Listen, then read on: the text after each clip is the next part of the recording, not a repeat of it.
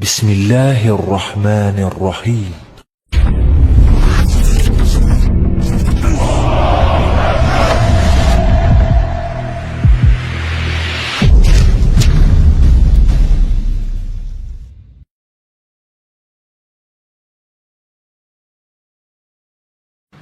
Tentang sejarah Palestina dan juga sejarah Yahudi yang masuk ke Palestina. Kenapa saya angkat permasalahan ini? Karena belakangan ini kita dihebohkan dengan dunia tentang pernyataan pemimpin Amerika Donald Trump yang hendak memindahkan ibu kota Israel ke Yerusalem dengan dalih dan alasan sejarah bahwa memang orang-orang Yahudi berhak untuk memiliki Palestina secara utuh. Karena mereka kemudian mengangkat sejarah, maka kita angkat sejarah. Karena sesungguhnya orang-orang Yahudi itu bukan orang-orang yang berhak mendapatkan tanah itu, karena mereka datang belakangan. Kita wajar menilai bahwa orang-orang Nasrani membantu orang-orang Yahudi demi terciptanya negara Israel Raya, karena masing-masing punya kepentingan. Orang-orang Yahudi berkepentingan bahwa di Israel ini, maksudnya di Palestina, tepatnya di Masjidil Aqsa, mereka meyakini bahwa disitulah haikal Sulaiman. Dan haikal itu maksudnya tempat yang dulu pernah dibangun oleh Nabi Sulaiman. Mungkin semacam masjid bagi orang Islam seperti itu. Dan tidak besar, hanya beberapa meter kali beberapa meter saja. Dan orang-orang ini berusaha untuk menggali situs-situs itu dan ingin mendirikan kembali haikal Sulaiman dan merobohkan Masjidil Aqsa. Karena mereka punya keyakinan kalau haikal ini terbangun, maka inilah puncak kejayaan orang-orang Yahudi dan akan menguasai dunia menurut keyakinan mereka. Lalu apa ikut campur tangan orang-orang Nasrani? Kenapa orang-orang Nasrani membantu orang Yahudi? Bukankah ini kepentingan Yahudi? Karena Nasrani juga memiliki kepentingan yang sama. Sama-sama bercita-cita, bermimpi ingin menguasai dunia dengan terbangunnya haikal Sulaiman ini. Karena menurut keyakinan orang-orang Nasrani, apabila haikal Sulaiman ini sudah terbangun, maka Isa bin Maryam akan turun dan akan menguasai dunia dan akan memimpin orang-orang Nasrani. Jadi orang Nasrani ini memanfaatkan orang Yahudi, dan orang Yahudi juga memanfaatkan orang-orang Nasrani. Keyakinan kaum muslimin juga sama. Karena Nabi SAW pernah mengatakan, Imaratul Baitil Maqdis kharabu Yathrib. Kelak bahwa Baitul Maqdis akan menjadi pusat kekuatan kaum muslimin ketika Allah bangkitkan Al-Mahdi Al-Muntadhar Muhammad bin Abdullah, dan akan menguasai dunia. Jadi rupanya tiga agama ini punya kepentingan masing-masing. Yahudi punya kepentingan, Nasrani punya kepentingan, dan tentunya kita kaum muslimin juga punya kepentingan. Sama-sama bermimpi akan menguasai dunia. Tapi bagi umat Islam ini bukan mimpi, tapi ini sebuah kenyataan. Nabi SAW yang bersabda bahwa kelak kekuatan kaum muslimin akan menyatu di Syam, tepatnya di Palestina. Ma'asyiral muslimin rahimani wa rahimakumullah. Maka kita akan angkat sejarah Palestina dan juga sejarah orang-orang Yahudi ini. Sebelum saya angkat sejarah ini, saya ingin menjelaskan tentang fadail Palestina dulu, keutamaan negeri Palestina ini. Negeri Palestina, ikhwan, di situ ada satu kiblat yang dijadikan kiblat pertama dalam Islam. Karena ketika Nabi SAW salat, di awal salat sebelum Allah Subhanahu wa taala memalingkan kiblat, maka kiblatnya Rasul dan para sahabat menuju Baitul Maqdis. Barulah setelah kemudian Nabi SAW berdoa kepada Allah agar kiblat itu dialihkan ke Masjidil Haram. Turunlah ayat, qad nara taqalluba wajhika fis sama falanuwalliyannaka kiblatan tardaha fawalli wajhaka syatral Masjidil Haram. Baru setelah turun ayat ini, maka Nabi SAW kemudian menyuruh seluruh kaum muslimin sejak hari itu, bahkan sampai hari ini, bahkan sampai kiamat dibangkitkan, bahwa kiblat kita telah dirubah dari kiblatnya orang-orang Yahud menjadi kiblat kaum muslimin ke Baitullah Al-Haram. Dari sini menunjukkan bahwa ada sejarah bahwa Baitul Maqdis yang ada di Palestina adalah kiblatnya kaum muslimin. Dan Nabi SAW pernah di-Isra' Mi'rajkan oleh Allah dan sempat salat di Baitul Maqdis, bahkan menjadi imam bagi para nabi. Kemudian ikhwatu fiddin yang dimuliakan Allah Azza wa Jalla, negeri Palestina ini adalah negerinya para nabi dan rasul. Negeri ini adalah negerinya para nabi dan rasul. Negerinya Ibrahim alaihi salatu wassalam, negerinya Ishak, negerinya Ya'qub, negerinya Ismail dilahirkan di situ walaupun kemudian hijrah ke Mekah. Negerinya Daud alaihi salatu wassalam, negerinya Nabi Yusuf, negerinya Sulaiman, negerinya Yahya, dan para nabi banyak diutus di negeri ini. Jadi negeri ini adalah negerinya para nabi. Bahkan sebagian para nabi dikubur di sini. Seperti Ibrahim alaihi salatu wassalam dikubur di Khalil, Palestina. Kemudian juga Nabi Yusuf alaihi salatu wassalam dahulu dikubur di Mesir, tapi kemudian jasadnya dibawa ke Palestina dan dikubur di Palestina. Kemudian juga kuburannya Nabi Ishak alaihi salatu wassalam, kuburannya Nabi Ya'qub, Nabi Harun, Nabi Musa, seluruh para nabi ini dikubur di Palestina. Jadi ini memang negerinya para nabi, ikhwan. Negeri yang sangat suci, negeri tersuci ketiga setelah Mekah, Madinah, kemudian Syam. Dan Nabi SAW pernah bersabda, tuba lisyam, tuba lisyam, tuba lisyam. Kata Nabi SAW, beruntung orang-orang Syam itu, beruntung orang-orang Syam itu, beruntung orang-orang Syam itu. Kemudian sahabat bertanya, kenapa wahai Rasul? Karena Syam, para malaikat Allah mengepak-ngepakkan sayapnya di atas negeri itu, dan Palestina bagian daripada negeri Syam. Ma'asyiral muslimin, kita tahu bahwa Masjidil Aqsa adalah memiliki keistimewaan yang sangat besar. Sebagaimana ketika Allah Subhanahu wa taala menyebutkan keistimewaan Masjidil Haram, kemudian Masjidil Nabawi, maka Masjidil Aqsa juga sama. Orang yang salat di situ sebanding dengan orang yang salat 500 kali salat di masjid-masjid yang lainnya. Ini keistimewaan yang sangat besar. Bahkan para nabi, para ulama, orang-orang saleh banyak berziarah ke masjid ini.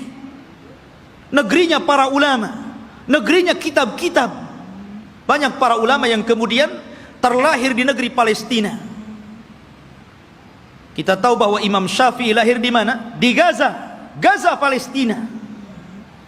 Di sana ada Al-Asqalan. Kita kenal dengan Al-Imam Ibnu Hajar Al-Asqalani. Asqalan Palestina.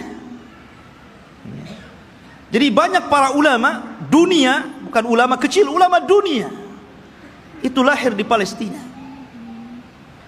Bahkan Nabi SAW melarang tidak boleh safar dalam rangka ibadah kecuali di 3 tempat: Masjidil Haram, Masjid Nabawi, dan Masjidil Aqsa. Kata Rasul, la tushaddur rihal illa ila thalathati masajid. Tidak boleh kalian melakukan safar dalam rangka ibadah kecuali di 3 masjid ini. Salah satunya Masjidil Aqsa. Bahkan Nabi SAW pernah berdoa, Allahumma barik lana fi syamina wa barik lana fi yamanina. Ya Allah, berkahi negeri Syam kami. Ya Allah, berkahi negeri Yaman kami. Di sini Rasul mendahulukan Syam kemudian Yaman, menunjukkan bahwa Syam lebih utama dibandingkan Yaman. Ini menunjukkan bahwa Syam negeri yang penuh berkah. Rasul yang mendoakan. Kemudian juga ikhwatu fiddin yang dimuliakan Allah Azza wa Jalla, para sahabat Nabi SAW banyak yang hijrah ke negeri Palestina, berziarah ke sana. Di antaranya adalah Umar ibn al-Khattab radhiyallahu an, Abu Ubaidah Amir ibn al-Jarrah, kemudian juga Safiyah istri Nabi, Safiyah bintu Huyai, kemudian juga Mu'adh ibn Jabal, Abdullah ibn Umar, Salman al-Farisi, Abu Dhar al-Ghifari, kemudian Abu Hurairah radhiyallahu an, Bilal ibn Rabah, Amr ibn As, Muawiyah bin Abi Sufyan, dan banyak lagi para sahabat Rasul yang mereka hijrah dan berziarah ke negeri Palestina ini. Artinya ini negeri para sahabat Rasul, bukan hanya negeri para nabi dan rasul, dan juga negeri para sahabat, negeri para ulama, negeri kitab-kitab ahli sunnah wal jamaah. Jadi memang luar biasa. Bahkan negeri ini kelak akan menjadi berkumpulnya seluruh manusia, karena negeri ini disebut mahsyar. Di antara tanda-tanda kiamat, akan muncul api dari hadraul maut, kemudian akan menggiring manusia dan mengumpulkan di Syam. Saat itulah kiamat dibangkitkan. Masyarul muslimin, dan banyak lagi kalau kita bercerita tentang keutamaan Palestina. Lalu sejarahnya, kapan negeri ini memiliki penduduk dan manusia? Apakah orang-orang Yahudi yang mengklaim bahwa mereka adalah memiliki tanah Palestina dan sekitarnya, ataukah siapa? Disebutkan ikhwatu fiddin dalam sejarah, baik sejarah yang dicatat oleh para ulama Islam ataupun sejarah yang dicatat Barat. Bahkan sejarah ini juga tertera dalam perjanjian lama, Taurat, bahwa dahulu yang menghuni negeri tersebut bukan Yahudi. Yahudi itu jauh datang belakangan. Ya. Bagaimana mungkin kemudian Yahudi mengklaim bahwa itu adalah tanah mereka? Mereka datang belakangan. Mereka adalah umat yang terusir dari Mesir. Orang-orang Yahudi hidup di Mesir dari Bani Israel. Kemudian dibawa hijrah oleh siapa? Musa. Nabi Musa alaihi salatu wassalam yang membawa Bani Israel sampai ke Palestina. Jadi mereka itu datang belakangan. Lalu siapa yang pertama kali? Menurut situs sejarah ada yang mengatakan bahwa orang-orang yang menempati negeri itu adalah satu kabilah yang bernama Kan'aniyun. Kan'aniyun ini kabilah keturunan dari Syam, Syam ibn Nuh alaihi salatu wassalam. Artinya ini kabilah dari Jazirah Arab. Jadi orang Arab yang pertama kali memiliki tanah itu. Ya.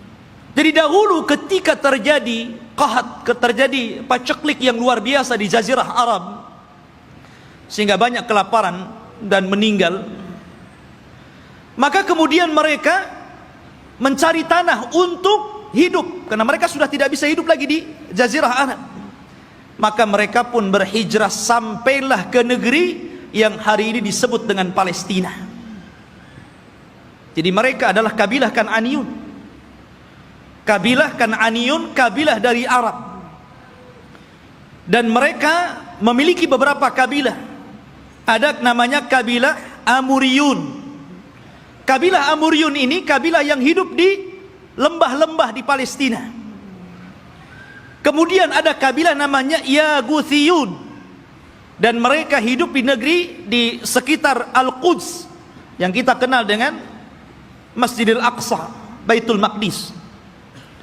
Kemudian adapun Kan'aniyun, maka mereka hidup di satu daerah yang bernama Arihah, dan Arihah adalah kota tertua di dunia. Belum ada kota di zaman itu kecuali Arihah. Makanya Arihah itu kota tertua di dunia, belum ada kota kecuali ini. Lah hiduplah kabilah namanya Kan'aniyun. Ma'asyiral muslimin rahimani wa rahimakumullah.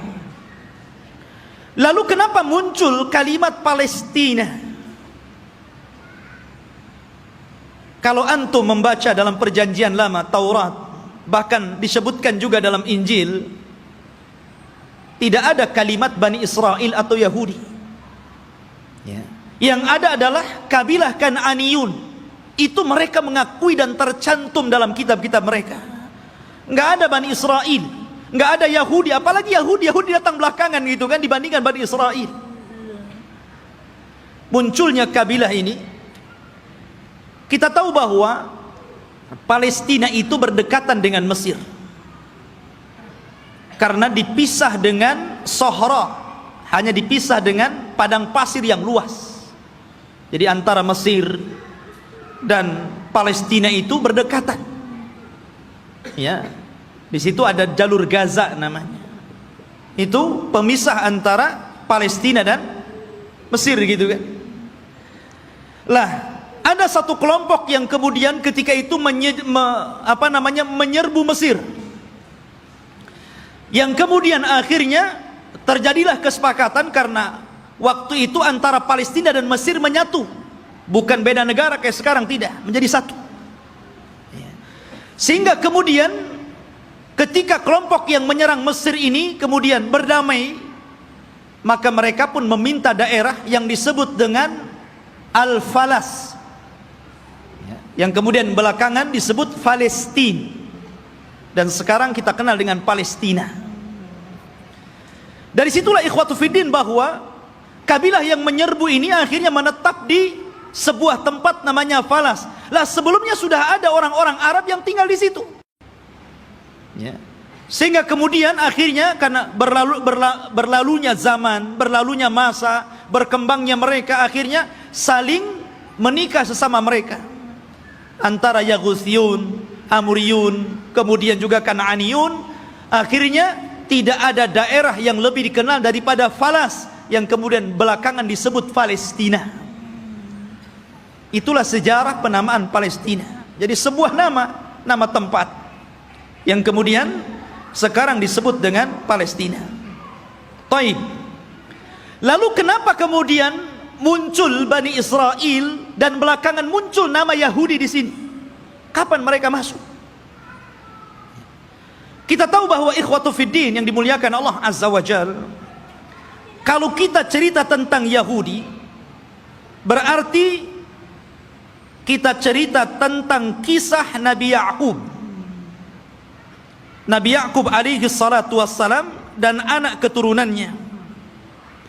Sedikit saya akan sebutkan tentang kisah Nabi Ya'qub dulu, biar antum lebih paham dari mana munculnya orang-orang Yahudi Bani Israel ini. Nabi Ibrahim alaihi salatu wassalam, ikhwan, itu memiliki 2 istri dan 1 budak. Ibrahim itu memiliki 2 istri dan satu budak. Walaupun yang kita kenal hanya memiliki satu namanya Sarah dan memiliki budak namanya Hajar. Dia memiliki istri lain dan punya anak. Ya. Tetapi yang masyhur adalah dari Siti Sarah. Lahirlah seorang yang kemudian menjadi nabi penerus Ibrahim, namanya Ishak. Nabi Ishak. Dari Ishak inilah kemudian lahir namanya Yakub. Yakub ini banyak saudaranya. Dan selalu ada konflik antara Yakub dan saudara-saudara Yakub yang lainnya.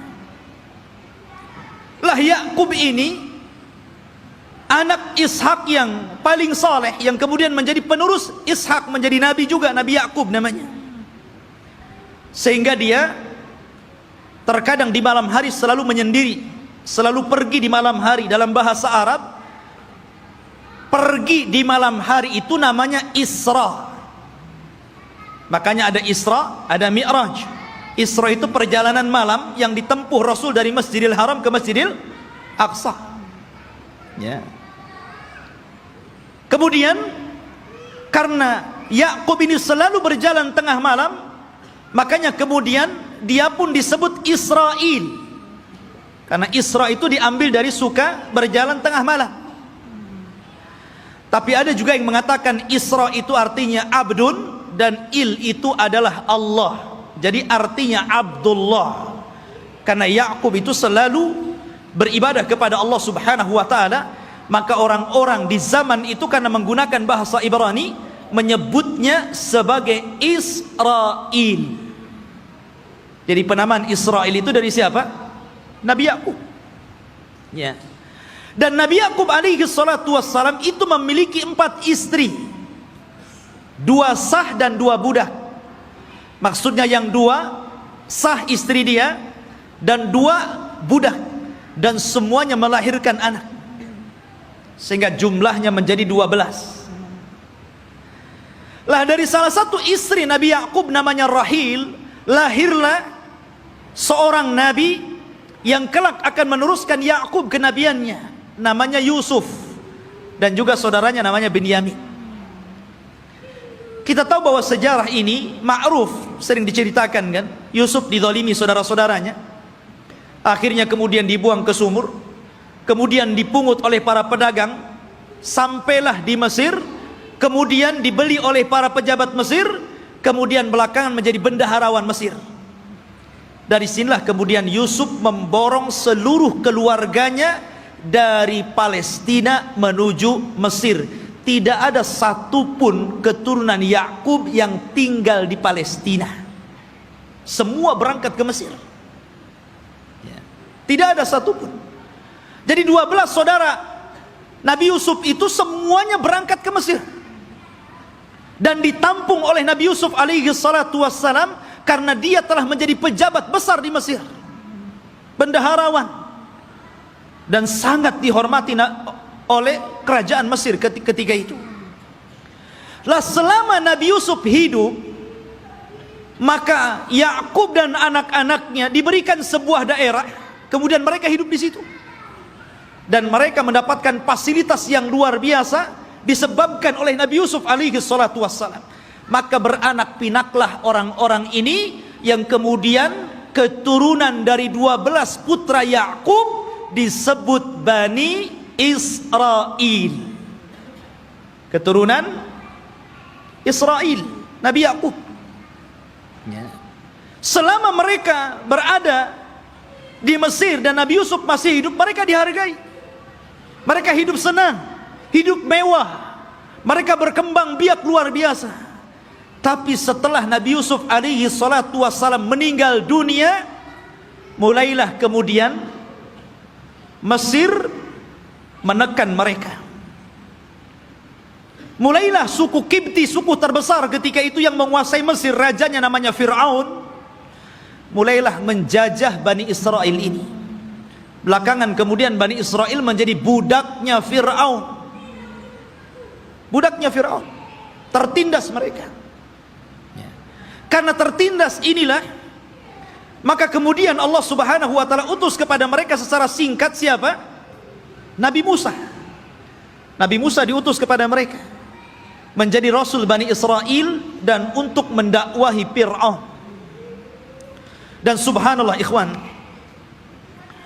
kita tahu bahwa di zaman Bani Israel diutusnya Nabi Musa alaihi salatu wassalam kepada mereka, Bani Israel ini menyaksikan 9 mukjizat besar di hadapan mereka dengan mata mereka sendiri. Ketika mukjizat itu turun kepada bangsa Fir'aun, orang-orang Bani Israel juga melihat. Dan 9 mukjizat itu disebutkan di dalam Al-Quranul Karim. Yang pertama, mukjizat yang kita dikenal dengan hajar, batu. Batu yang mengeluarkan 12 mata air. Dan Allah Subhanahu wa taala mengatakan, wa idistasqa Musa liqaumihi faqul nadrib bi asakal hajar fanfajarat minhu ithnata asyrata ainan. Dan ketika Bani Israel meminta hujan kepada Nabi Musa karena mereka sudah kehausan, tidak ada air, maka Allah Subhanahu wa taala firmankan, pukullah wahai Musa batu itu. Maka dipukullah oleh Musa batu tersebut, tiba-tiba memancar 12 mata air. Mukjizat. Dari sini mereka menyaksikan mukjizat ini. Tapi Bani Israel ini ikhwan adalah orang yang sangat keras kepala. Nanti kita akan sebutkan bagaimana keras kepalanya orang ini. Ya. Kemudian yang kedua, mereka menyaksikan bagaimana terbelahnya lautan. Betul-betul menyaksikan itu. Dan mereka melewati lautan. Ketika Fir'aun mengejar-ngejar Nabi Musa dan Bani Israel yang lari dari Mesir ke Palestina, kemudian mereka dihadang oleh lautan besar, maka Allah Subhanahu wa taala mengatakan, fa'auhayna ila Musa anidrib bi asakal bahra. Dan kami wahyukan kepada Musa agar memukul dengan tongkatnya lautan. Fanfalaqa fakana kullu firqin kataudil adhim. Maka kemudian tiba-tiba lautan terbelah menjadi 12 jalan. Kenapa 12 terus? Karena memang Nabi Musa alaihi salatu wassalam membawahi 12 kabilah Bani Israel. Jadi mereka dikasih satu-satu mata air, satu kabilah satu. Ketika memukulkan lautan juga dibuat 12 jalan. Jadi masing-masing kabilah berjalan sendiri-sendiri. Mereka menyaksikan itu. Ya. Kemudian juga menyaksikan tongkat. Ketika Nabi Musa alaihi salatu wassalam berduel dengan tukang-tukang sihir Fir'aun, maka Allah Subhanahu wa taala katakan, fa'alqa asahu fa idza hiya thu'ban mubin. Fa'alqi asah. Maka Musa pun kemudian melemparkan tongkatnya, tiba-tiba tongkat itu menjadi ular yang sangat besar. Bani Israel menyaksikannya. Menyaksikan bagaimana tongkat Musa berubah menjadi ular besar dan memakan ular-ular kecil tukang-tukang sihir Musa. Tukang-tukang sihir Fir'aun. Kemudian juga kekurangan makanan dan hilangnya buah-buahan, sehingga Fir'aun dan juga kabilah-kabilah Fir'aun dari kalangan Kibti, mereka merasa kelaparan, susah cari buah-buahan. Allah Subhanahu wa taala berfirman, walaqad aqadna ala fir'auna bisinin wa naqsim minats thamarati la'allahum yadhakkarun. Dan ingatlah ketika kami memberikan hukuman kepada keluarga Fir'aun dan juga para pengikutnya dengan kekeringan yang berkepanjangan dan kurangnya buah-buahan, agar mereka mau kembali ke jalan yang benar. Dan Bani Israel menyaksikan ketika orang-orang Fir'aun kelaparan, mereka justru kekenyangan. Ini mukjizat. Ya.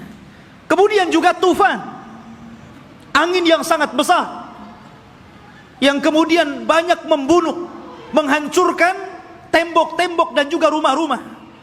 Allah katakan fa arsalna alaihim tufan. Allah kirim kepada mereka tufan, angin yang sangat besar. Kemudian juga al-jarad, di mana-mana belalang. Belalang di mana-mana, ikhwan. Di rumah-rumah, di dapur-dapur, bahkan di tempat tidur, belalang di mana-mana. Kemudian juga kumal kutu dan juga dafadi', katak dan kodok, di mana-mana ada kodok. Kemudian juga darah, di mana seluruh air bersih menjadi merah dan berdarah. Dan ini disaksikan Bani Israel dan juga orang-orang Fir'aun. Kemudian juga bagaimana tangan Nabi Musa yang bercahaya, dan banyak lagi mukjizat yang diberikan kepada Musa. Tapi sekali lagi saya katakan ikhwan, bagaimana degilnya Bani Israel.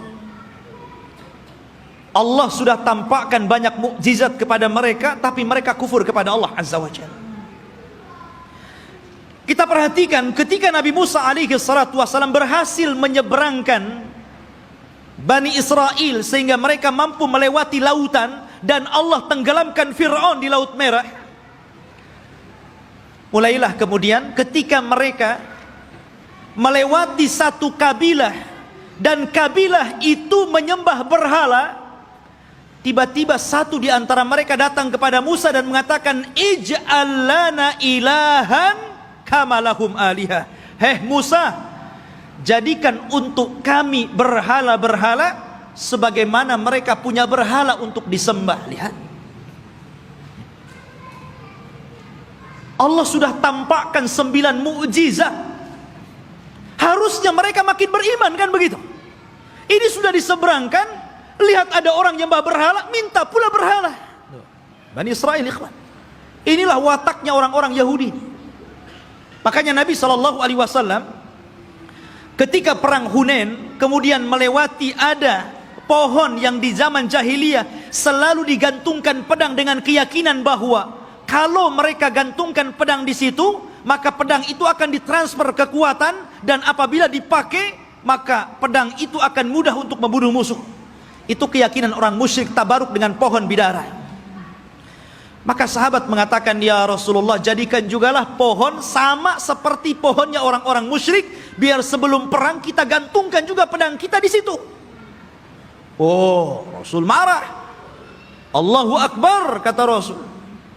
Kalian ini persis seperti Bani Israel yang mengatakan kepada Musa, jadikan untuk kami banyak berhala sebagaimana mereka banyak berhala. Lihat. Akhirnya kemudian Rasul marah dan mengatakan, innakum qaumun tajhalun, kalian ini bodoh. Sudah dikasih hidayah tauhid mau syirik pula. Tidak cukup ikhwatu fiddin, selama perjalanan Nabi Musa alaihi salatu wassalam hijrah menuju Palestina. Ketika itu ikhwatu fiddin, Nabi Musa alaihi salatu wassalam diperintahkan Allah Subhanahu wa taala selama 40 malam untuk datang ke Bukit Saina yang disebutkan dalam Al-Qur'an itu Tur. Namanya ada Suratut Tur. Di situ ada bukit namanya Bukit Saina, Bukit Tur, Tur Sina. Ya. Maka Nabi Musa meninggalkan Bani Israel dan menyerahkan kepada saudaranya Harun. Jadi Harun itu sebagai wakil Musa supaya menjaga akidah Bani Israel, karena dia akan diturunkan kitab termulia pertama yang Allah turunkan, namanya Taurat. Nabi Musa berangkat menuju Tur, kemudian Allah turunkan Taurat dan Allah catat Taurat dengan tangannya. Satu-satunya kitab yang dicatat oleh Allah langsung adalah Taurat. Maka Musa pun kemudian membawa Taurat itu pula. Sesampainya di Bani Israel, marah Musa. Kenapa? Rupanya Bani Israel yang dulu menyembah Allah, tiba-tiba mereka berubah menjadi penyembah patung sapi, namanya Samiri. Bayangkan, ditinggal 40 hari bisa kufur. Padahal mereka sudah melihat 9 mukjizat besar. Bani Israel lihat. Ya. Mereka sudah melihat 9 mukjizat. Hanya ditinggal 40 hari oleh Nabi Musa bisa kafir. Menyembah Samiri, patung sapi. Maka kemudian Nabi Musa marah kepada siapa? Kepada Harun. Sampai disebutkan di dalam Al-Quran, Nabi Musa marah, kemudian mengambil rambutnya Harun dan memegang janggutnya seperti ini, kemudian tarik ke depan.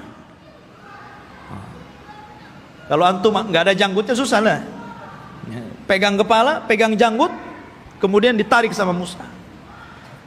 Maka Nabi Harun mengatakan, ya bena la ta'khud bilihyati wa bira'si. Wahai anak saudara, saudara kandung, jangan kau ambil kepala dan janggutku. Kemudian, innal qauma istad'afuni wa kadu yaqtulunani.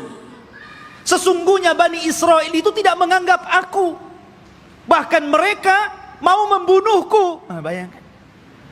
Ya. Sudah meremehkan Nabi Harun, mereka pula akan membunuh Nabi Harun. Jadi kalau Nabi Harun menghalang-halangi mereka menyembah Samiri, maka Harun akan dibunuhnya. Kata Harun, bisa apa aku? Ya. Maka kemudian Nabi Musa alaihi salatu wassalam diturunkan oleh Allah Azza wa Jal satu syariat agar mereka bertobat. Bagaimana cara bertobatnya? Mereka diberikan pisau dan agar mereka membunuh diri-diri mereka. Gara-gara mereka sudah beralih agama, menyembah Samiri. Dan Allah Subhanahu wa taala katakan, wa idz qala Musa liqaumihi ya qaumi innakum zalamtum anfusakum bittikhadikumul ijla fatubu ila bari'ikum faqtulu anfusakum.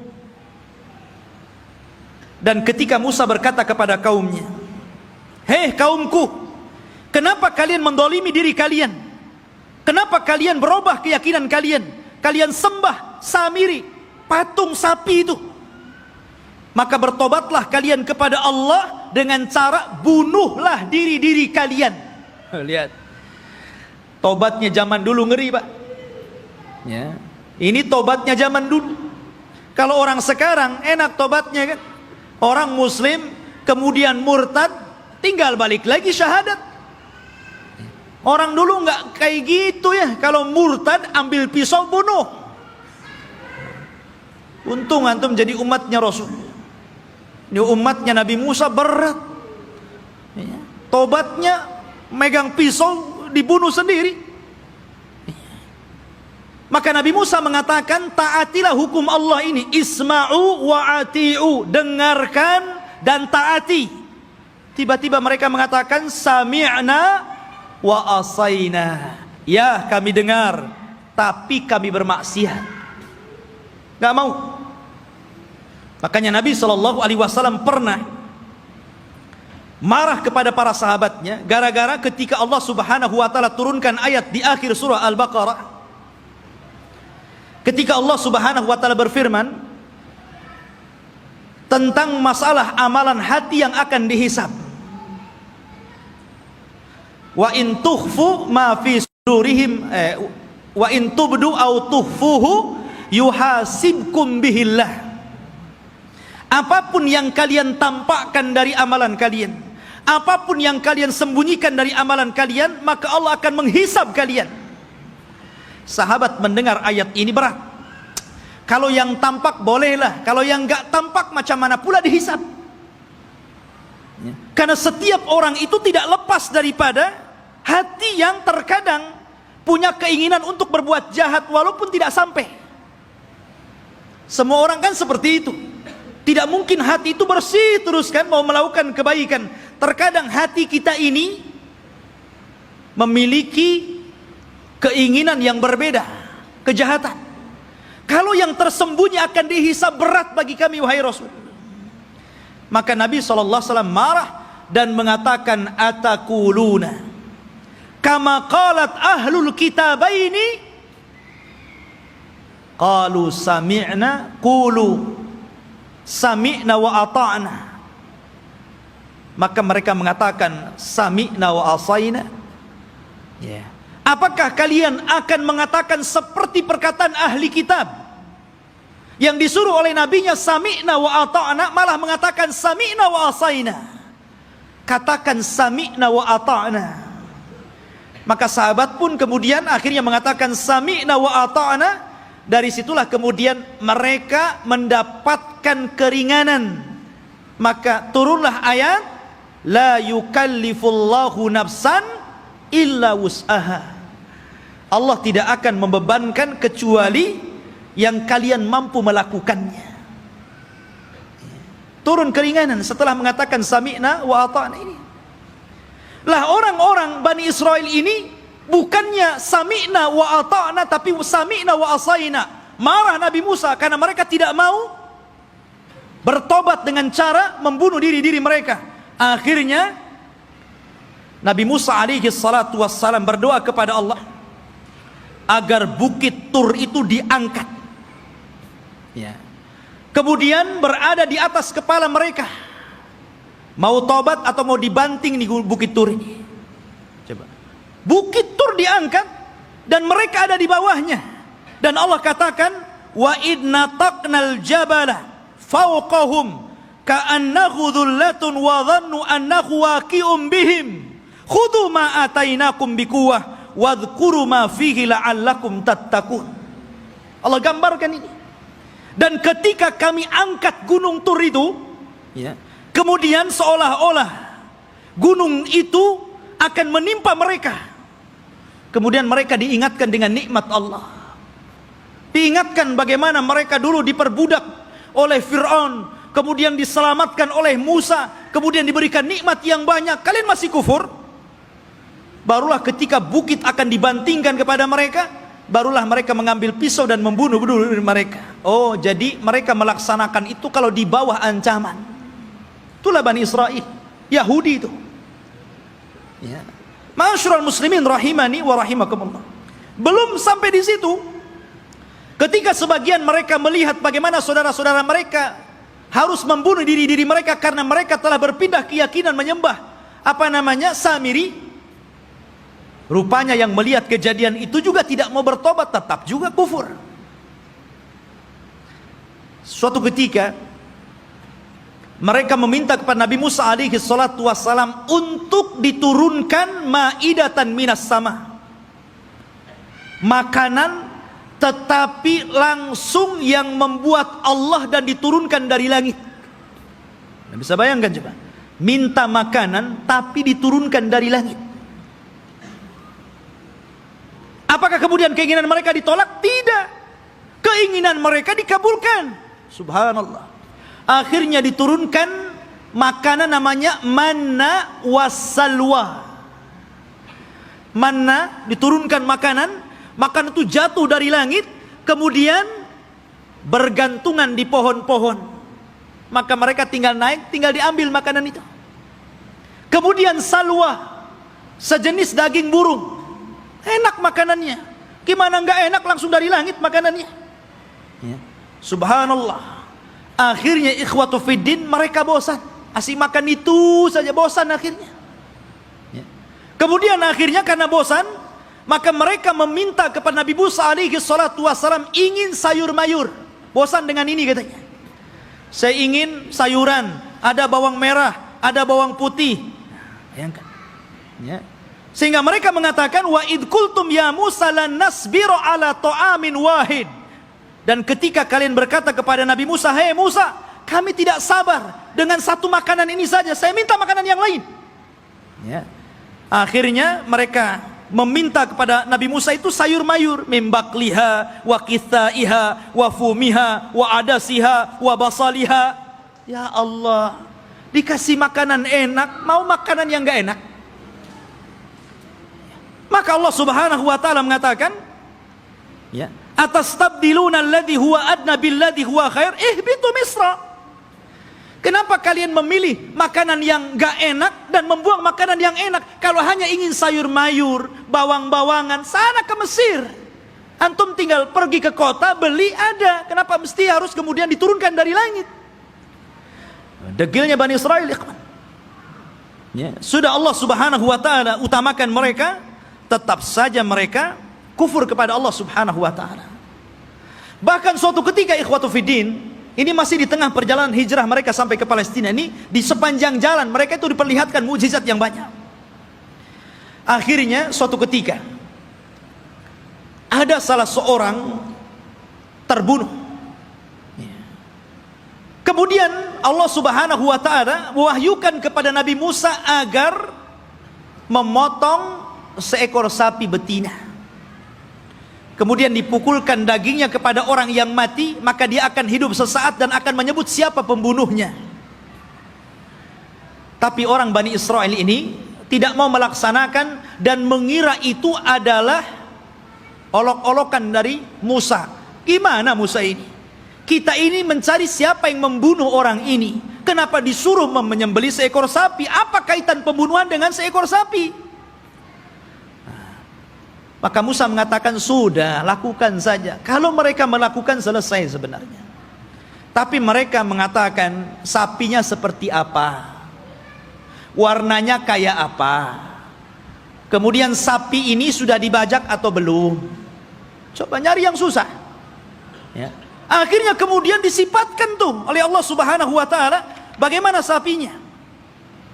Sapinya safraun faqi'ul launuha tasurrun nadirin. Warnanya harus kuning mengkilat. Yang kalau orang lihat itu senang. Kan belum tentu ada orang senang. Ini harus senang kalau orang-orang melihat. Susah juga kan? Ya. Awanun baina dzalik, harus nggak boleh tua, nggak boleh muda. Ya. La dalulun fihi wala, dan tidak juga pernah dipekerjakan, artinya tidak pernah dijadikan untuk membajak sawah dan kebun. Pokoknya sulit. Makanya Allah mengatakan hampir-hampir mereka tidak mendapatkan sapi itu. Bukan tidak ada sapinya, ada sapinya. Tetapi mereka tidak sanggup menebusnya. Karena Allah takdirkan sapi itu yang punya anak yatim. Kemudian karena itu satu-satunya warisan dari orang tuanya, anak yatim yang saleh, dari keluarga yang saleh. Maka malaikat menjelma manusia, ngomong sama anak yatim itu, nak, nanti sebentar lagi ada orang yang akan menawar sapimu. Jangan kau kasih kecuali kau jual dengan seberat emas seberat sapimu. Gimana coba? Ngumpulkan emas seberat sapi itu gimana itu? Ya. Akhirnya kemudian karena memang itulah syaratnya gitu kan, harus membeli sapi dengan seberat emas sebesar sapi, ya terpaksa orang-orang mengumpulkan apa yang diminta anak itu. Kaya anak ini kan gitu. Ya, coba. Seperti itu ta'annutnya orang-orang Bani Israel. Jadi memang aduh, orang Bani Israel ini keras kepala. Jadi antum jangan kayak Bani Israel. Keras kepala. Ya. Bahkan setelah kejadian ini betul-betul mendapatkan sapi, kemudian dipukulkan kepada orang mati dan hidup lagi, kemudian menyebut siapa pembunuhnya. Bukannya mereka bertobat dengan melihat mukjizat ini, bahkan summa qasat qulubuhum, malah keras hatinya ikhwan, makin keras. Bahkan Allah mempermisalkan, kalau hati ini keras, batu loh, kalau terkena tetesan air bisa bolong. Tapi hatinya Bani Israel lebih keras daripada batu. Tuh, bayangkan. Itu Bani Israel. Seperti itulah orang-orang Yahudi. Akhirnya ikhwatu fiddin, setelah kemudian mereka pun berjalan jauh meninggalkan Mesir gitu kan. Ada sebuah kejadian. Mereka tersesat. Mereka tersesat dan tidak bisa masuk dan meneruskan perjalanan. Karena ada satu wasiat Nabi Yusuf yang belum pernah mereka tunaikan. Di mana Nabi Yusuf itu berwasiat agar jasadnya dipindah dari Mesir dan dikubur di Palestina. Dan ketika itu tidak ada yang tahu di mana letak kuburan Nabi Yusuf alaihi salatu wassalam kecuali seorang nenek tua. Dan ini teringat dengan kisah Rasul ketika pulang dari peperangan. Ketika itu Nabi Shallallahu Alaihi Wasallam kehabisan bekal, kemudian singgah di salah satu perkampungan di perbatasan Madinah, perkampungan orang-orang Yahudi yang terusir dari Madinah karena berkhianat. Rupanya Rasul dijamu oleh seorang nenek Yahudi. Karena sudah kehabisan bekal, maka Rasul pun mampir dan diberikan jamuan yang luar biasa. Nabi itu tidak pernah melupakan kebaikan orang, walaupun yang berbuat baik itu orang kafir. Karena balasan yang baik itu harus kebaikan, ikhwan. Orang kalau sudah berbuat baik kepada antum, telah memberikan jasa kepada antum, apakah berupa ilmu, berupa pendidikan, harusnya dibalas dengan kebaikan, bukan malah dizalimi orang tersebut. Ya. Lah, Nabi SAW tidak seperti itu. Walaupun yang berbuat baik orang kafir, dia akan berusaha untuk berbuat baik kepada orang yang telah berbuat baik kepada dia. Jadi dia ngomong sama nenek itu, "Nek, kamu sudah berbuat baik kepada saya. Kira-kira apa yang akan kau minta?" Karena Rasul kan baru pulang dari peperangan, banyak membawa harta ghanimah, harta rampasan perangan gitu. Kata nenek tersebut, "Karena engkau memintanya wahai Muhammad, aku ingin seorang pembantu. Berikan untukku pembantu agar aku bisa hidup tenang. Ada yang ngurus pembantuku." Maksudnya budak untuk membantu dirinya di rumahnya. Kata Rasul, "Baik, saya akan kasih. Apalagi, Nek?" Kata nenek tersebut, "Aku ingin seekor unta, agar kalau kemana-mana aku tidak jalan kaki. Aku kan punya kendaraan, dan unta di zaman itu, ikhwan, kendaraan yang mewah." Makanya Rasul SAW kalau mempermisalkan sesuatu itu pasti dengan unta. Kata Rasul kepada Ali, "Wahai Ali, kalau lantaran lisanmu ada satu orang dapat hidayah, lebih baik daripada unta merah." Karena unta merah itu kendaraan yang termahal. Sebutkan kendaraan hari ini termahal berapa miliar harganya, triliun begitu kan. Itulah unta merah. Makanya Nabi SAW ketika menikah dengan Khadijah, maharnya itu dengan unta. Ya, bukan dengan sapi, bukan dengan kambing, tapi dengan unta. Dan tidak tanggung-tanggung 20 ekor unta. Itu maharnya Rasul. Dan semuanya betina, di mana unta betina lebih mahal dibandingkan unta jantan. Anda bisa bayangkan satu unta itu, kalau antum membeli satu buah Avanza itu bisa. Berarti maharnya Rasul itu 20 mobil Avanza. Coba. Tapi saya yakin ibu-ibu paling diberi seperangkat alat sholat. Ya kan? Gak apa-apa bu, lebih senang karena apa? Kalau ada masalah dengan suaminya, kemudian terpaksa harus menggugat cerai, kan mudah mengembalikan maharnya kan? Perangkat alat sholat saja, ambil. Perangkat alat sholat saja. Tapi kalau antum kasih 2 Avanza saja, bingung tuh istri antum mau gugat cerai itu kan. Ini dikembalikan di 2 Avanza, dari mana saya akan beli kan gitu kan? Mikir dia. Ya. Nabi SAW nih memuliakan perempuan dengan unta. Maka nenek ini mengatakan, "Aku minta unta." Ya. Kata Rasul, "Mau apa lagi?" Dia mengatakan, "Berikan kepadaku kalban yahrusu ghanami." Aku pengen anjing, supaya anjing ini bisa menjaga kambing-kambingku. Kemudian minta apa lagi? Disebutkan satu-satu, nggak berhenti-berhenti nenek ini. Ya Allah, coba yang anak datang ke rumah antum, kemudian antum kasih makan, kasih minum, oke lah, kenyang, dijamu luar biasa gitu kan. Selepas itu antum ngomong, "Ya sebagai balasan tolong Ustadz kasih saya Avanza, ya, kasih saya pembantu, kasih saya mesin cuci." Apa kan begitu? Masa seperti itu gitu balasannya? Mahal sekali.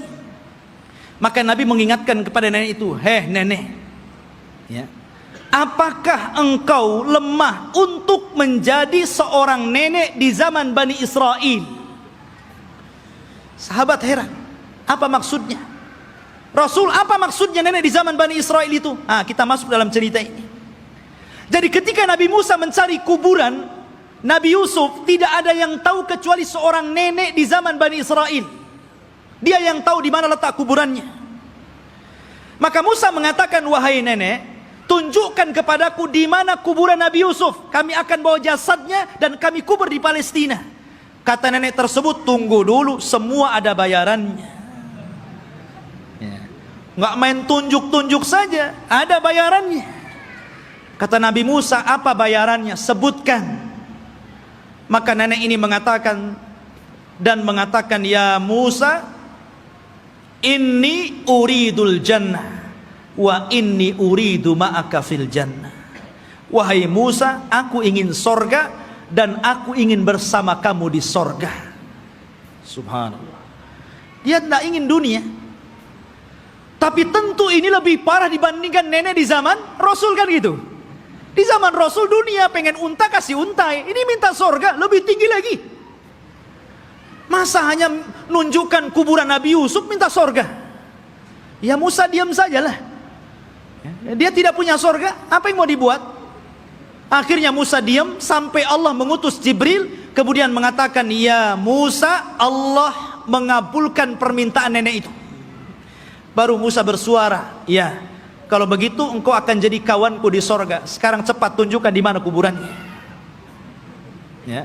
Akhirnya ditunjukkan kuburannya, dibawalah Nabi Yusuf, jasadnya sampai akhirnya dikuburkan di Palestina. Ya kan? Ma'asyiral muslimin rahimani wa rahimakumullah. Kemudian ketika Nabi Musa alaihi salatu wasalam sudah dekat ke Baitul Maqdis, maksudnya ke daerah Palestina, sudah mendekati daerah Palestina ini, berada di tengah padang pasir. Karena saya katakan antara Mesir dan Palestina ini terpisah dengan padang pasir yang luas sekali. Jadi Musa ini tersesat akhirnya. Tapi kemudian Nabi Musa mendapatkan jalan setelah membawa jasadnya Nabi Yusuf dan hampir mendekati Palestina. Lah di Palestina itu, di negeri Arya, kan saya katakan dari awal sebelumnya sudah ada manusia di situ. Dari Kanaaniyun, Yaguthiyun, Amuriyun, sudah ada orang-orang di situ. Sudah menguasai Palestina, sehingga Musa tidak mungkin membawa Bani Israel begitu saja, harus berperang dulu dengan penduduk asli di situ. Ya. Maka kemudian Nabi Musa alaihi salatu wassalam meminta kepada Bani Israel untuk siap-siap perang. Kita akan rebut Baitul Maqdis. Siap-siap kalian. Kita akan menyerbu mereka.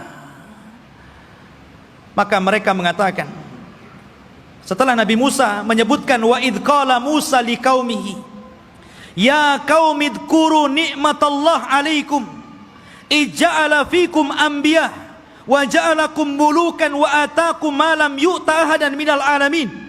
Ketika Musa berkata, hei kaumku, ingatlah nikmat Allah, bagaimana dahulu kalian menjadi budak di Mesir, kemudian diutus kepada kalian nabi, kemudian dijadikan kepada mereka raja yang memimpin kalian, disebutkan nikmat yang banyak.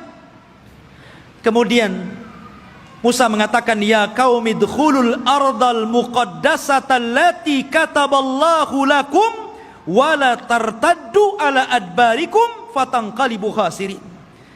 Di hadapan kalian ada negeri yang disucikan.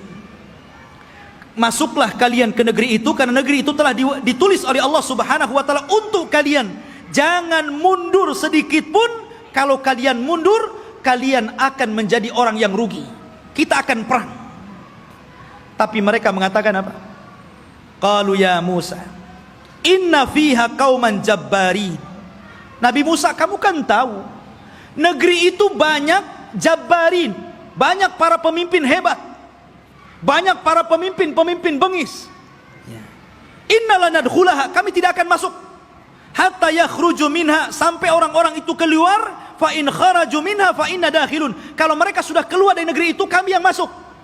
Lihat, kata Nabi Musa alaihi salatu wassalam, ada dua orang laki-laki yang diberikan nikmat oleh Allah Azza wa Jalla. Qala rajulan minal ladzina yakhafuna an amallahu alaihima, dari orang-orang yang takut kepada Allah, Allah berikan nikmat kecerdasan kepada dua orang itu, dan mengatakan udkhulu alaihimul bab fa idza dakhaltumuhu fa innakum ghalibun wa 'alallahi fatawakkalu in kuntum mu'minin. Sudah, kalian siap-siap saja, kita akan masuk ke negeri itu, kalian pasti menang, dan tambatkan hati kalian kepada Allah Subhanahu wa ta'ala.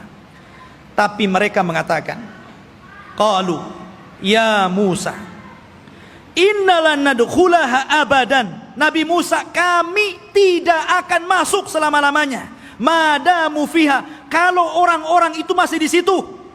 Idhab anta wa rabbuka faqatila innaha huna qaidin. Sudah kamu saja berdua dengan Harun masuk, kalian berperang bersama Rob kalian, kami duduk-duduk saja di sini dulu. Coba bayangkan. Ini Bani Israel, orang Yahudi ini. Nyuruh Nabi Musa berdua berperang, mereka duduk-duduk nunggu menang baru masuk. Makanya perbedaan sahabat Rasul dengan perbedaan sahabat Nabi Musa alaihi salatu wassalam tidak demikian. Mereka mengatakan kami berperang bersama Rasul. Ketika perang Ahzab dan dimenangkan kaum muslimin, darah para sahabat belum kering, masih bercucuran, belum lagi beristirahat. Tiba-tiba Nabi SAW diwahyukan malaikat Jibril dan mengatakan, hei Muhammad, katakan kepada pasukanmu, para sahabatmu, berangkat ke Bani Quraidah, kepung mereka, serbu mereka, karena mereka sudah berkhianat. Sahabat belum istirahat, baru menang di perang Ahzab. Darah mereka masih bercucuran. Tiba-tiba Rasul mengumpulkan pasukan dan mengatakan, idhabu ila Bani Quraidah, fala tusalliyanna ahadukumul asra illa fi Bani Quraidah. Kata Rasul, berangkat kalian semua, serbu Bani Quraidah, jangan sholat asar di jalan sampai kalian tiba di Bani Quraidah, serbu mereka. Tapi sahabat mengatakan sami'na wa ata'na. Berangkat mereka. Makanya Allah Subhanahu wa taala katakan lilladzina stajabu lillahi walir rasul min ba'di ma asabahumul qarah lilladzina ahsanu minhum wattaqau ajrun adzim. Bagi orang-orang yang mereka memenuhi panggilan Allah dan Rasulnya, setelah mereka ditimpa luka-luka peperangan, mereka mendapatkan pahala yang besar jika mereka berbuat baik dan bertakwa terus kepada Allah Subhanahu wa ta'ala. Itulah sikap para sahabat. Berbeda dengan sahabatnya Nabi Musa. Justru mengatakan, engkau saja dengan Harun berperang bersama Tuhanmu, kami duduk-duduk di sini. Lihat bagaimana kurang ajarnya Bani Israel kepada Nabi Musa alaihi salatu wassalam.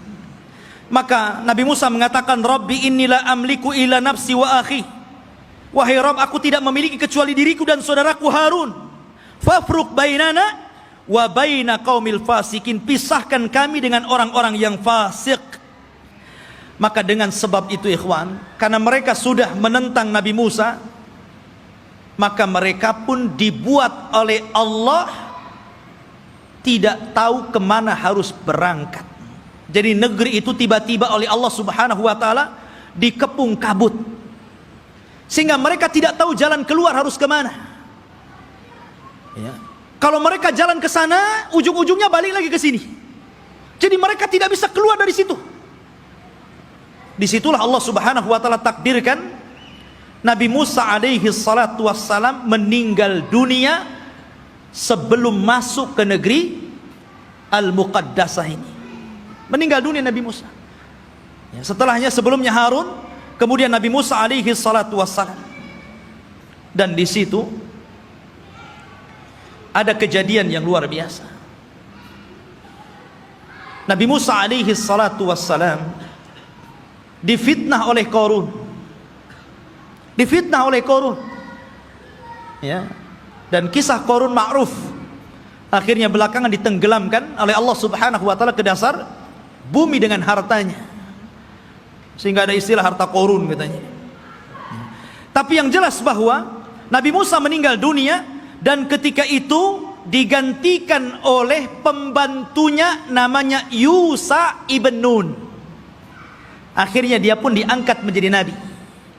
Yusha bin Nun ini adalah kawannya Nabi Musa dan juga pembantunya. Dialah yang menemani Nabi Musa ketika mencari Khidir. Kemudian Nabi Musa belajar kepada Khidir. Dan kisah Musa dengan Khidir ma'ruf, disebutkan dalam surah Al-Kahfi, dan diisyaratkan, walaupun Khidir tidak ada namanya dalam Al-Quran, tapi isyaratnya ada. Tapi yang jelas bahwa Yusha bin Nun lah yang kemudian berhasil membawa Bani Israel dan masuk ke Baitul Maqdis. Allah menangkan dalam peperangannya. Jadi Nabi Yusha inilah yang membawa pasukan, kemudian berperang dan berhasil menguasai Baitul Maqdis. Dari sini menunjukkan bahwa Bani Israel ini mereka menjajah, bukan asli situ. Mereka datang dari Mesir dengan Nabi Musa, kemudian Nabi Musa meninggal, diganti oleh Yusha bin Nun, kemudian merebut Palestina, dan mereka menjadi tinggal di situ. Jadi Palestina bukan milik orang Yahudi, mereka yang menjajah di situ. Barulah kemudian Yusha bin Nun masuk ke Masjid Al-Aqsa yang sekarang disebut dengan Baitul Maqdis, sekarang Masjid Al-Aqsa. Disitulah Allah Subhanahu wa taala memerintahkan kepada Yusha ibn Nun, karena ketika itu ikhwan, peperangan ini sangat sengit. Kebetulan perang itu terjadi di hari Jumat dan tidak boleh berperang di hari Sabtu, karena orang Yahudi sangat mengistimewakan hari Sabtu. Alasannya apa? Karena hari Sabtu itu hari cutinya Allah. Kenapa Allah cuti? Karena Allah lelah. Setelah menciptakan langit dan bumi, diawali hari Ahad dan diakhiri hari Jumat, Allah lelah, maka Allah beristirahat. Maka hari Sabtu hari istirahatnya Allah, setelah Allah menciptakan langit dan bumi selama 6 hari. Jadi mereka mengatakan ini hari cuti Allah. Kalau Allah saja cuti, kita juga cuti katanya. Jangan berperang. Ya. Tapi Allah kemudian bantah, wa ma massana min lughub. Kami tidak disentuh dengan keletihan, kata Allah. Enak saja kami istirahat. Ya. Maka kemudian ikhwatu fillah, karena perang ini terus berkecambung, hampir matahari tenggelam dan masuk ke hari Sabtu. Ini kalau matahari tenggelam masuk hari Sabtu kan gak boleh perang tuh. Akhirnya Yusha bin Nun memperlihatkan mukjizatnya. Dia nunjuk kepada matahari, innaki ma'murah wa ana ma'mur. Kamu diperintah Allah, saya juga diperintah Allah. Jangan bergerak dulu sampai perang ini menang. Oh, berhenti matahari. Ya. Matahari diem, betul-betul sampai menang perang itu. Matahari nggak bergerak. Nah, itu mukjizatnya Yusha bin Nun, menghentikan matahari sampai menang perang, betul-betul menang. Akhirnya setelah menang baru matahari berjalan dan masuk ke hari Sabtu. Setelah menang inilah maka Allah perintahkan masuk ke Baitul Maqdis sajidan dengan penuh tawadu, dengan penuh merendahkan diri, menundukkan kepala. Kata Allah Subhanahu wa taala mengatakan, masuklah kalian dengan sujud. Maksud sujud itu maksudnya dengan ruku, karena sujud nggak mungkin bisa jalan orang sujud. Ya, dengan menundukkan kepala. Tapi Bani Israil ini degil. Ya. Disuruh maju masuk ke Baitul Maqdis nundukkan kepala, malah berbalik, malah kemudian berjalan lewat punggung, membelakangi Baitul Maqdis sampai mundur gitu. Disuruh maju nundukin pandangan, malah berbalik, malah mundur. Bayangkan Bani Israil sudah dikasih mukjizat, ditampakkan matahari, masih juga menentang Yusha ibn Nun. Bukan itu saja, mereka disuruh untuk membaca Hittah. Masuklah ke Baitul Maqdis dan bacakan Hittah. Hittah itu artinya, ya Allah ampuni dosa-dosaku, ya Allah ampuni dosa-dosaku. Digantinya kalimat Hittah menjadi Hintah. Bayangkan, apa Hintah? Ya Allah berikan makanan, ya Allah berikan makanan. Disuruh minta ampun malah minta makanan. Bani Israil, mereka sudah dimenangkan, tinggal masuk saja, masih kurang ajar gitu kan. Ma'asyiral muslimin rahimani wa rahimakumullah. Akhirnya mereka pun tinggal di Baitul Maqdis. Lah, ketika kemudian Yusha bin Nun berhasil menguasai Baitul Maqdis dan menempatkan orang-orang Yahudi atau Bani Israil di Baitul Maqdis dan menguasai Palestina, maka kemudian Yusha ibn Nun pun meninggal dunia. Ketika Yusha ibn Nun meninggal dunia, maka di sini ikhwatu fiddin yang dimuliakan Allah Azza wa Jalla, ketika itu Bani Israil memiliki beberapa hukum. Pertama, mereka dipimpin oleh para nabi. Jadi ketika Yusha bin Nun meninggal, ada nabi. Kemudian nabi ini meninggal, muncul lagi nabi. Nabi ini meninggal, muncul lagi nabi. Bahkan ada satu tempat itu nabinya 3, rasulnya 3. Diutus banyak para nabi, ribuan para nabi diutus. Ketika itu yang memimpin para nabi. Akhirnya Bani Israel bosan, asik nabi terus yang mimpin. Kami mau raja, nggak mau nabi. Nah, bayangkan, nolak nabi mau raja. Ya, ketika itu nabi yang terakhir yang diutus kepada mereka sebelum mereka menjadikan sistem kerajaan adalah Nabi Samuel. Dan Nabi Samuel ini pernah didapati kuburannya di zaman Umar bin Khattab ketika menyerbu Persia. Ketika Umar ibn Khattab berhasil menguasai Persia dan merebut Baitul Maqdis di tangannya, ketika itu dia menjajah satu kota. Rupanya di kota itu ada kuburan Nabi Samuel dan diagungkan penduduknya. Maka Umar ingin mencegah kesyirikan. Tengah malam digalinya kuburan Samuel, kemudian dipindah ke tempat lain, dijadikan 9 kuburan palsu, yang 1 asli, yang 8 palsu. Orang nggak tahu mana Samuel 1. Jadi bingung tuh. Yang tadinya suka minta-minta ke kuburan, bingung. Ini ada 9 kuburan, yang mana 1 yang Samuel ini? Coba kalau kuburan wali kayak gitu ya, bingung orang. Dikubur tuh. Dikubur tempat lain, malam-malam dibuat kuburan palsu banyak-banyak. Di zaman Umar bin Khattab. Makanya Umar itu orang yang paling keras dalam penyimpangan tauhid. Ketika ada orang yang kemudian mulai sholat di satu pohon yang dulu Rasul pernah berbaiat, namanya Baiatur Ridwan, karena sudah mulai digunakan sholat, meminta-minta, ditebang pohon itu sama Umar.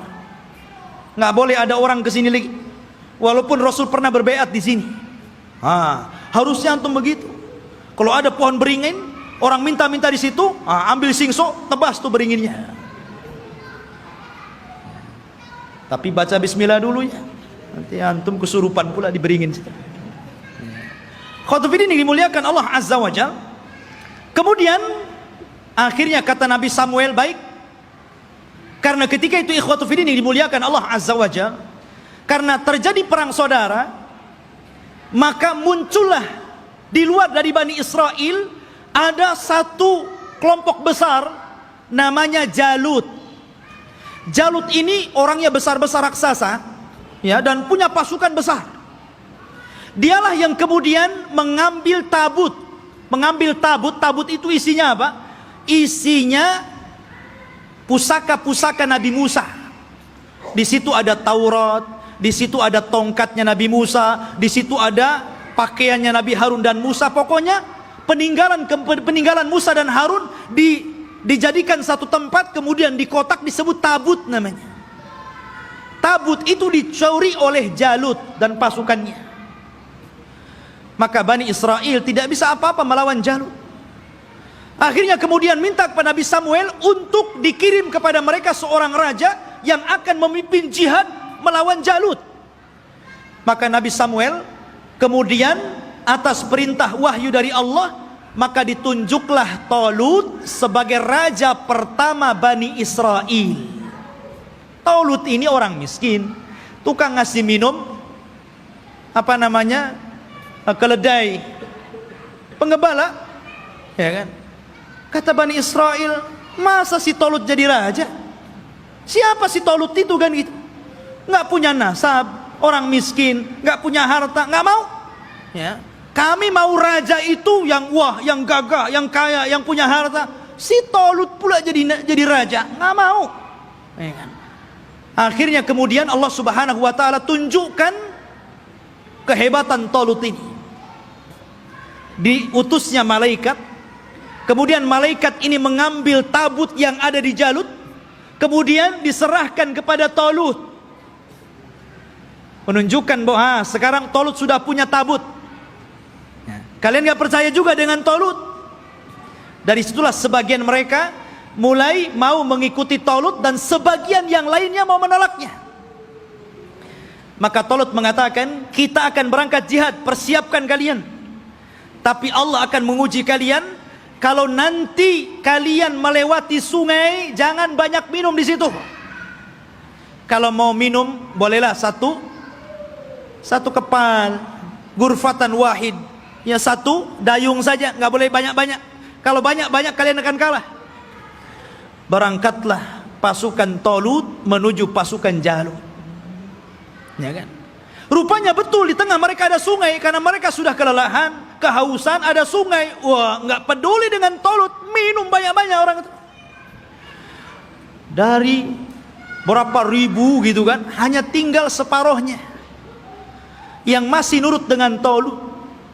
Akhirnya yang ini pulang, melihat pasukan Jalut gede-gede, nggak berani pulang. Ya, yang sedikit inilah kemudian mikir nih, ini tentara banyak, besar-besar, gimana cara melawan mereka? Akhirnya mereka nggak berani bergerak untuk melawan Jalut. Maka kemudian Nabi Musa, Nabi Raja Talut mengatakan, siapa yang akan berperang dan berhasil membunuh Jalut, maka aku kawinkan dia dengan putriku. Rupanya satu pun gak bergerak. Ngapain dikawinkan kalau harus mati gitu ya? Iya kan? Gak mau bergerak juga. Akhirnya ada anak muda namanya Daud. Dia berani tuh Daud tuh, yang kemudian belakangan menjadi nabi dan raja, Nabi Daud dan Raja Daud. Dia yang berani. Kemudian dia lempar tombaknya, kena Jalut, mati di tangan dia. Zaman dulu kalau sudah pemimpinnya mati, kalah orang itu. Ya kan? Meninggal di tangan Daud. Maka akhirnya Daud pun dinikahkan dengan putrinya Talut. Dan Talut mengatakan, kalau dia meninggal, maka orang ini yang akan menggantikan aku menjadi raja. Talut punya anak, tapi karena dia sudah berjanji, siapa yang membunuh Jalut, dia akan dinikahkan dengan putriku dan akan menjadi penggantiku. Maka setelah Talut meninggal dunia, mau tidak mau Daud diangkat jadi raja. Tapi anaknya Talut yang lain gak setuju. Ya kan? Harusnya anak yang jadi raja, kenapa Daud menantunya kan itu? Disitulah kemudian pecah Bani Israel menjadi dua kerajaan. Kerajaan anak-anaknya Talut dan kerajaan Daud. Dari sini ikhwatu fiddin mulai terjadi goncang ya.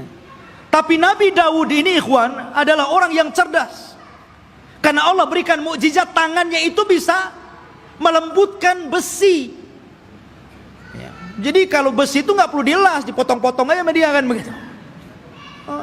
Wa alanna lahul hadid, dia bisa melembutkan besi, bukan sulap ikhwan. Itu mukjizat.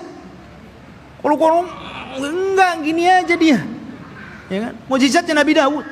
Dia punya kekuatan, akhirnya dia pun melawan anak-anaknya Talut yang lain dan mempersatukan kembali Bani Israel. Setelah dia meninggal, maka puncak kekuasaan Bani Israel ada di tangan putranya Daud, Nabi Sulaiman.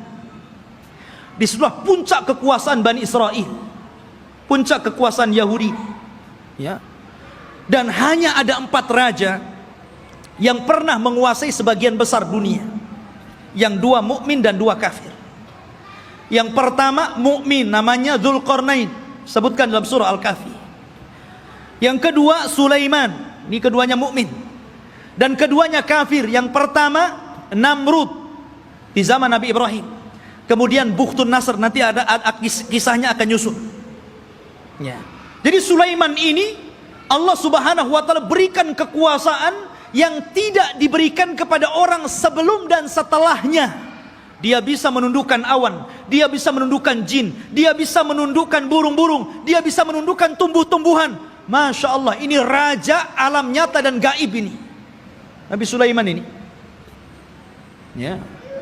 Jadi jin tunduk sama dia. Bahkan yang membangun bangunan-bangunan itu jin. Jin itu yang bekerja kepada Sulaiman, membuat istana-istana. Makanya ketika Sulaiman meninggal dunia, jin itu kan tidak tahu yang gaib. Disangkanya Sulaiman masih hidup dan tidur di singgasana, asik bekerja saja mereka kan. Baru setelah Sulaiman roboh dari singgasananya, kata jin, oh kalau tahu Sulaiman sudah mati dari dulu, ngapain saya kerja katanya. Nah, dari sini menunjukkan jin itu tidak tahu yang gaib. Kalau jin tidak tahu yang gaib, berarti dukun lebih tidak tahu yang gaib. Karena dukun itu gurunya jin. Mereka itu para pendusta, nggak usah dibenarkan. Benarnya 1, dustanya itu 1000 ya. Ma'asyiral muslimin rahimani wa rahimakumullah. Maka Sulaiman inilah puncak kekuasaan, dan di zaman Sulaiman ini beliau membangun satu tempat ibadah menggantikan tabut, namanya Haikal Sulaiman, yang sekarang menjadi mimpi orang Yahudi. Haikal Sulaiman, mimpinya orang Yahudi itu sampai hari ini. Sulaiman membuat haikal. Dialah yang pertama kali meninggikan Masjidil Aqsa. Jadi kalau Ibrahim meninggikan Masjidil Haram, kalau Masjidil Aqsa ditinggikan oleh Sulaiman. Dan ketika dia mendirikan Masjidil Aqsa, maka dia meminta kepada Allah tiga. Satu, agar Allah memberikan hukum yang sesuai dengan hukum Allah. Yang kedua, agar diberikan kekuasaan yang tidak pernah diberikan kepada siapapun setelahnya. Yang ketiga, agar siapapun orang yang masuk ke masjid ini dan tidak ada niat kecuali sholat, keluar, maka dia sudah hilang dosanya seperti anak yang baru dilahirkan dari perut ibunya. Kata Rasul, aku berkehendak bahwa yang ketiga itu aku, kata Rasul. Karena yang kedua sudah dikabulkan. Dan Rasul pernah sholat di Baitul Maqdis. Kata Rasul, aku berharap aku yang ketiganya. Ma'asyiral muslimin, jamaah sekalian yang dirahmati Allah Azza wa Jalla, maka Sulaiman pun membentuk tempat ibadah yang disebut dengan Haikal Sulaiman, Masjidil Aqsa yang lama. Di zaman Sulaiman itu disebut Haikal namanya. Baru kemudian roboh, kemudian dibesarkan, akhirnya menjadi besar. Lah Yahudi ini ingin mencari itu. Dulu ketika Sulaiman mendirikan Masjidil Aqsa yang disebut dengan Haikal itu, dari mana ke mana, berapa meter, lebarnya berapa meter, kemudian panjangnya berapa meter. Kalau sudah ketemu situs ini, maka mereka akan membangun Masjidil Aqsa mau dirobohkan. Sehingga Haikal lah yang naik. Itu tujuan Yahudi sampai hari ini. Makanya mereka membolongi itu. Masjidil Aqsa itu bolong bawahnya. Makanya tidak bisa menampung banyak-banyak. Kalau banyak nanti roboh itu. Karena di situ ikhwatu fiddin, di bawah tanahnya itu, di bawah tembok ratapan itu, mereka mencari-cari di mana tempat haikalnya Sulaiman. Jadi para ilmuwan Israel terus mencari dan akan membangunnya. Dan mereka ingin mendirikan Israel Raya persis di atas Haikal Sulaiman. Makanya si Trump itu, Donald Trump ya, mereka orang-orang Israel didukung oleh Amerika untuk menguasai Yerusalem, yang memang Masjidil Aqsa ada di situ, dan bercita-cita untuk membuat negara Israel Raya tepat di atasnya Haikal Sulaiman. Alhamdulillah, negara kita tegas menolaknya, dan negara-negara yang lain juga tegas. Bukan hanya orang Islam, di luar Islam pun sebagian mereka menolaknya. Tapi yang jelas saya katakan, yang namanya Yahudi dan Nasrani itu akan sekongkol sampai pun ketika Malhamatul Kubra di akhir zaman, perang besar yang tidak ada perang setelahnya, tetap saja Yahudi dan Nasrani itu akan sekongkol melawan kaum muslimin. Ya kan? Ma'asyiral muslimin, sampailah ketika Sulaiman meninggal dunia, anak-anak Sulaiman ini mulai berebut kekuasaan. Ya. Karena berebut kekuasaan, goncanglah Bani Israel. Sudah tidak ada raja lagi. Raja itu cuma 3 di zaman Bani Israel, Talut, Daud, dan Sulaiman. Setelah itu nggak ada raja lagi. Akhirnya mereka pun berpecah, satu demi satu berpecah. Lemahlah orang-orang Yahudi. Ketika mereka lemah inilah, maka bangsa-bangsa luar mulai menjajah orang-orang Yahudi. Lah dari situlah datang pasukan dari Irak, pasukan Babil, yang kemudian menghancurkan Yahudi, menawan mereka dan memperbudak mereka, dibawa ke Irak, sebagainya lari ke Mesir.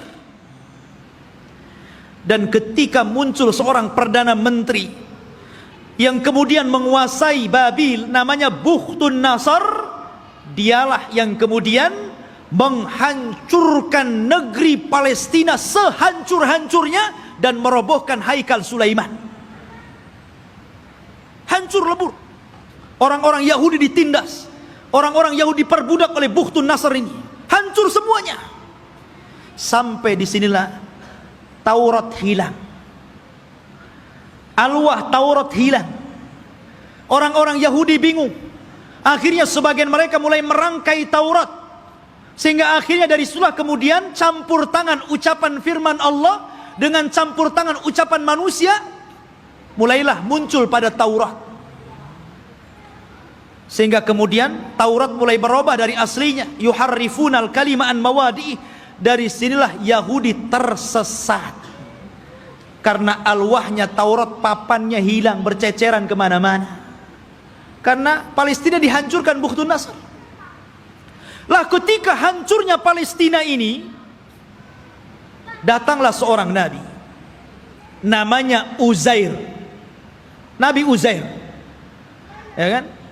Datang, kemudian melihat kehancuran Palestina yang luar biasa.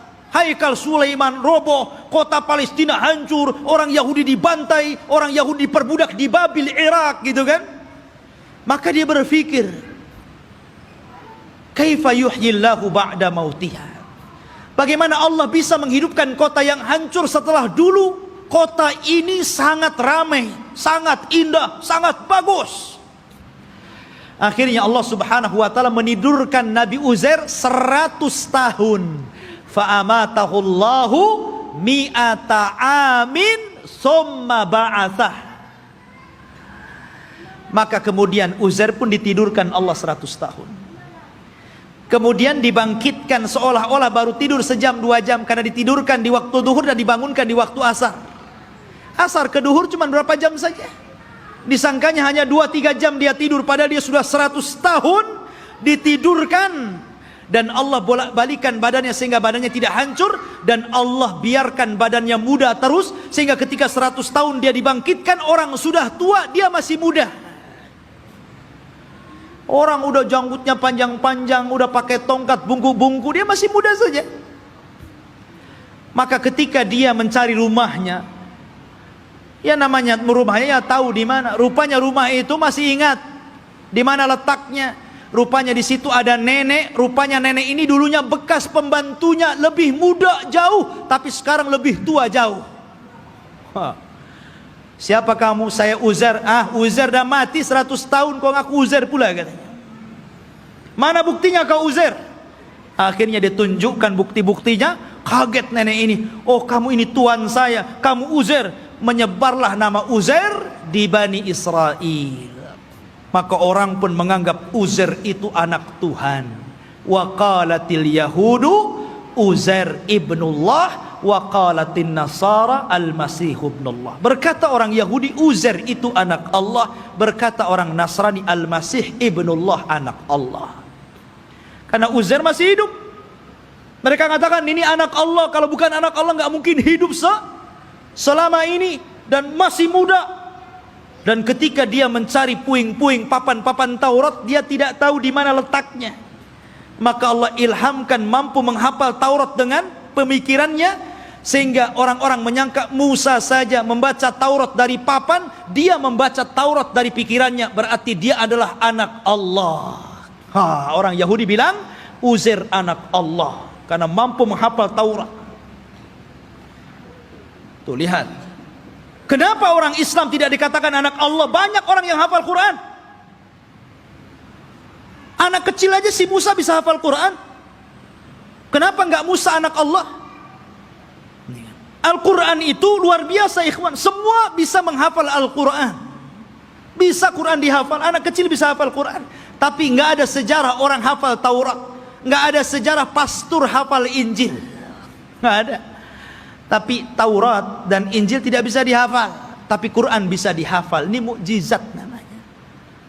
Quran itu bisa, walaqad yassarna Qur'ana lidzikri. Allah mudahkan Quran itu untuk diingat. Ma'asyiral muslimin rahimani wa rahimakumullah. Maka itu kisah Nabi Uzair. Akhirnya kemudian Yahudi pun ditindas. Maka setelah kemudian zaman Bukhtun Nasr berlalu, datanglah Persia menyerbu dan menang. maka orang-orang Yahudi dikembalikan ke Palestina. Setelah itu datang Romawi dan memenangkan Persia. Akhirnya orang Yahudi diperbudak lagi. Sebagian mereka hijrah sampai ke Madinah. Inilah sejarah kenapa dahulu di zaman Rasul ada orang-orang Yahudi di Madinah. Karena ketika Romawi berhasil mengarahkan Persia, maka orang-orang Yahudi banyak yang diperbudak, sebagian mereka lari. Dan mereka punya ramalan bahwa kelak akan muncul seorang nabi di tanah yang banyak pohon kurma, yang kemudian belakangan disebut Yathrib dan belakangan lagi disebut Madinah Al-Munawwarah. Berangkatlah mereka ke Madinah, suaka besar-besaran, ya. Tapi kemudian setelah tahun 1700-an belakangan ke sini gitu kan, maka mulailah orang-orang menggagas untuk mengumpulkan orang Yahudi, kemudian mengumpulkan di Palestina. Kemudian pada tahun 1940-an gitu kan, barulah kemudian atas bantuan Inggris dan Amerika, akhirnya orang-orang Yahudi diresmikan untuk membuat negara sendiri yang sekarang disebut Israel. Israel, bukan Bani Israel. Karena kerajaan Israel ini, ikhwan, itu berbeda dengan Yahudi. Itu dua pecahan yang berbeda. Ya, Yahudi ini keturunan Yahuda. Kalau Israel berbeda. Karena Israel ini masih mengagungkan para nabi, tapi Yahudi itu membenci para nabi. Mereka lah yang membunuh Nabi Zakaria sehingga digergaji sampai mati.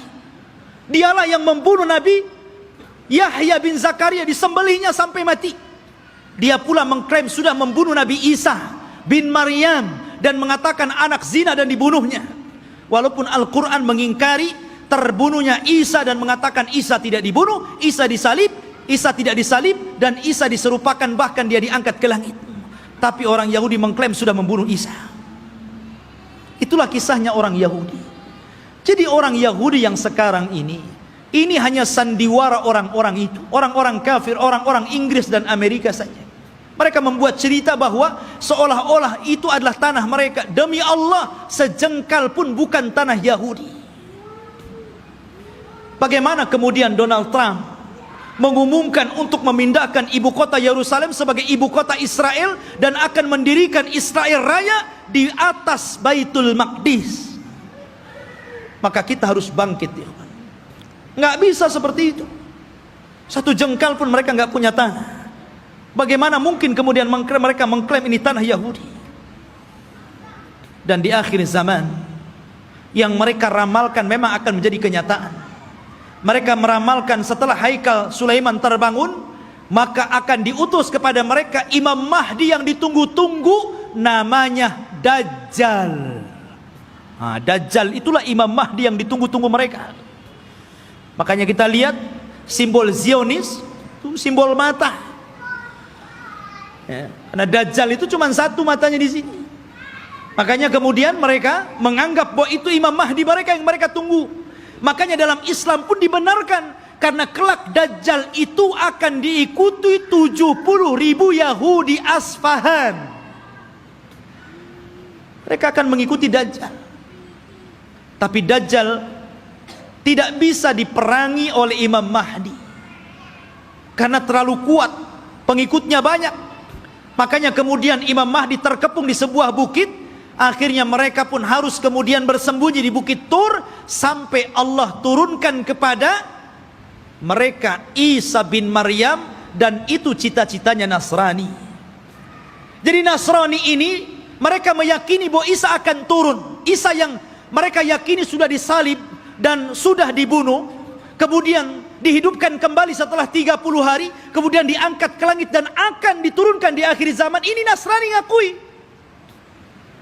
Dan Nasrani mengakui bahwa Isa ini kelak akan membunuh Dajjal dan akan memimpin dunia, dan dunia akan dikuasai Nasrani. Padahal Isa turun hanya tugasnya membunuh Dajjal, mematahkan salib, membunuh babi, dan menegakkan hukum sesuai dengan hukum Imam Mahdi yang notabene mengikuti ajaran Islam. Karena dia sholat di belakang Imam Mahdi. Isa turun di malam hari di waktu subuh. Ketika itu orang-orang sudah putus asa melawan tentara Dajjal.